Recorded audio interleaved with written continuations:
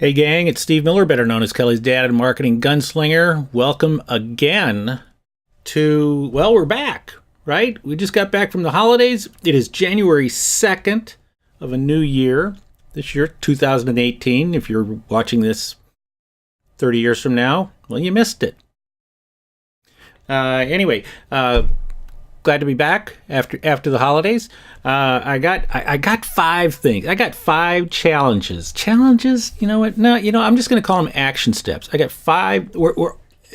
Everybody gets into resolutions. Well, not everybody, but a lot of people get into New Year's resolutions, and of course, it's a kind of a standard joke that resolutions don't last very long. And so, I'm not going to call these resolutions because what I'm going to suggest is that these are action steps. I'm going to give you 5 action steps. You want to add them to your resolutions? Fine. Otherwise, if you just take these 5 action steps, they're cool action steps. And if you take these, you will be more successful both personally and professionally this year. Your business will be more successful. You will be more successful. You might even have a little bit more fun. So I'm going to give you 5 things. Now, before I do, though, I also want to tell you that you might not know this, but I have this book. Yes, I do. It's called UNCOPYABLE, How to Create an Unfair Advantage Over Your Competition. You can get it on Amazon. But this is not actually a commercial for my book. It's that the upcoming CES in Las Vegas, the massive consumer technology show and consumer goods, electronics, technology. I mean, boy, just everything, right? It's the coolest toys. It's coming up next week in Las Vegas, and they started a book club. They call it Gary's Book Club, named after Gary Shapiro, who is the CEO for the Consumer Technology Association that owns CES. And each year they pick a handful of authors and books to feature at CES. And mine book, the old Uncopyable book got picked this year to be one of the, and it's 11 books, 11 authors, and we all come there to CES. We have interviews there on stage in the main lobby, the grand lobby of the convention center. And then also do book signings and stuff like that. So if you are going to CES, look for me on, I think it's Wednesday, January 11th at, I believe, 11 a.m. There in the stage. And hope you come and join me. Hope you come and shout out, harass me, heckle me, whatever you want to do. All right, but let's go have some fun there. So let's get back to the 5 action steps for 2018 that I think you should try to do. Drum roll, right? All that sort of stuff. Okay, action step number 1.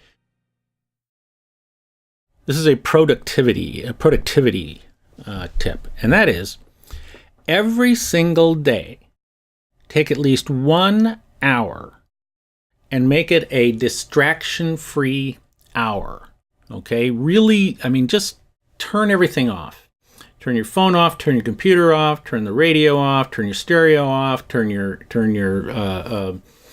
beats off, turn everything off, close your door, put a do not disturb sign on your door every single day, and spend 1 hour in focused time. And make that focused time on something that is really, really important to be working on. We all know that when we have something that is really, really important to do, that what we try to do that. We try to shut things out. We try to say, look, I don't need any distractions.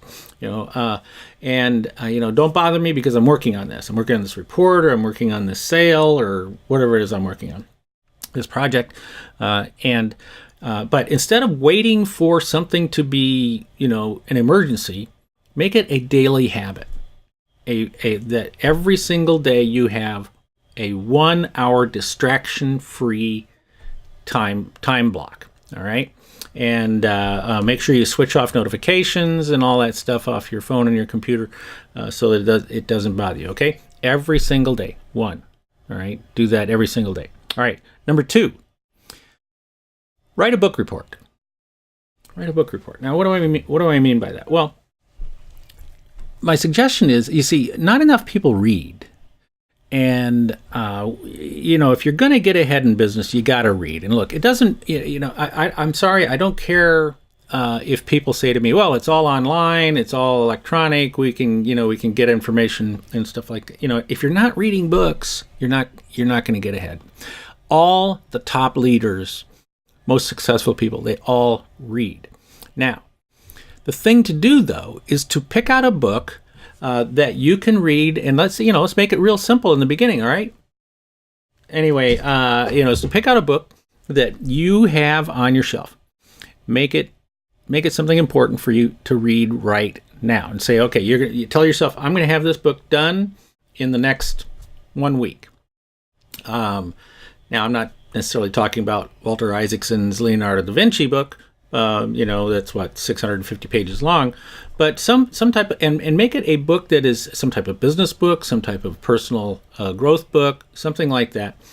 And then when you're done with it, write a book report and post it. If you have a blog, put it on your blog. If you don't, go post it somewhere, in LinkedIn, on Facebook, something. But write a report so that you take notes while you're reading the book, and you learn stuff from that. But then when you go write a book report, then it helps to clarify things in your mind about what you learned, and you can share that with people, and people will love it. People love it when they can read a synopsis of a book. And then as you go through the year and you read books, write a book report for each one of those. Okay, it'll help you out a lot. Okay, number three. When you are with people in a private setting, whether you're in not a meeting necessarily, this is pretty common in meetings, but if you're, say, at dinner with somebody, if you're at lunch with somebody, you're meeting with somebody, you're having a drink with somebody, turn your phone off. Turn it off, put it in your pocket, put it in your purse, wherever, and just leave it alone while you're with that person, and give that person 100% attention. In fact, give them the 100% attention that they deserve. All right.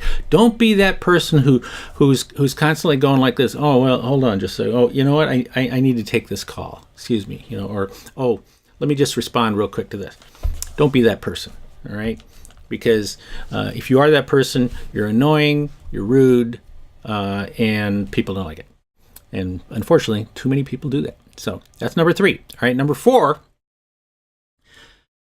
The next time you are getting ready to send an email to a customer or a friend or something like that, ask yourself the question, can I just pick up the phone and call them? So in other words, look for times when you can use the phone instead of email.